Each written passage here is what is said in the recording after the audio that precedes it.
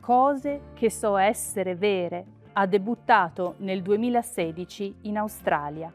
È una commedia malinconica che affronta temi come la crescita, i legami familiari, la ricerca della felicità e la fragilità delle relazioni.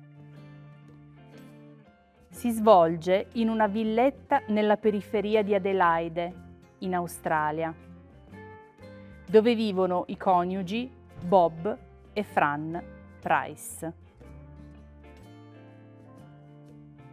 La coppia ha 4 figli ormai adulti: Pip, Mark, Ben e Rosie. La storia inizia dalla fine. Il telefono suona e Bob non se la sente di rispondere. Si torna indietro di un anno. Rosie, la figlia più piccola, è in viaggio per l'Europa da 3 mesi e decide di tornare a casa. È certa di avere una famiglia solida e serena.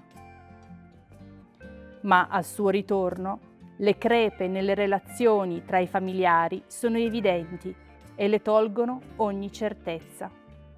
Ciascuno dei figli racconta le proprie sfide personali, cerca un posto nel mondo e definisce la propria identità, al di là delle aspettative dei genitori. I 2 coniugi devono affrontare una serie di eventi intensi ed emotivi. La famiglia ha costruito la sua felicità su verità nascoste e ora si scontra con l'infelicità più profonda. Scene e costumi. L'opera si svolge nell'arco di un anno. Il passaggio delle stagioni è annunciato da una scritta proiettata su una grande tenda di frange che occupa tutto lo sfondo. La scena rappresenta l'ambiente di casa della famiglia Price.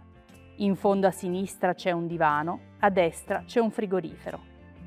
In primo piano, a destra c'è un pianoforte.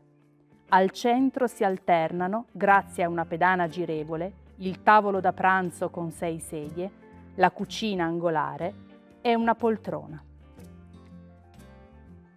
Tutto il palcoscenico è invaso da piante e sul proscenio ci sono attrezzi per il giardinaggio, tra cui una carriola, un soffiatore per le foglie e un tosaerba. Attrici e attori indossano abiti contemporanei. Fran porta quasi sempre l'uniforme da infermiera. Bob alterna il pigiama a vestiti comodi e informali, una camicia a quadri, pantaloncini e cappellino da baseball. Rosie ha uno stile rock con gonne corte, anfibi e occhi truccati di nero. Pip indossa scarpe col tacco e pantaloni rossi sotto a un trench viola che non toglie quasi mai. Ben è vestito in modo elegante con completi costosi. Mark è in jeans e maglione scuri. Autore e regista. Andrew Bowell è uno scrittore australiano contemporaneo di teatro, cinema e televisione. Le sue opere teatrali sono state tradotte e rappresentate in tutto il mondo. Valerio Binasco è direttore artistico del Teatro Stabile di Torino dal 2018. È regista e interprete teatrale e cinematografico pluripremiato.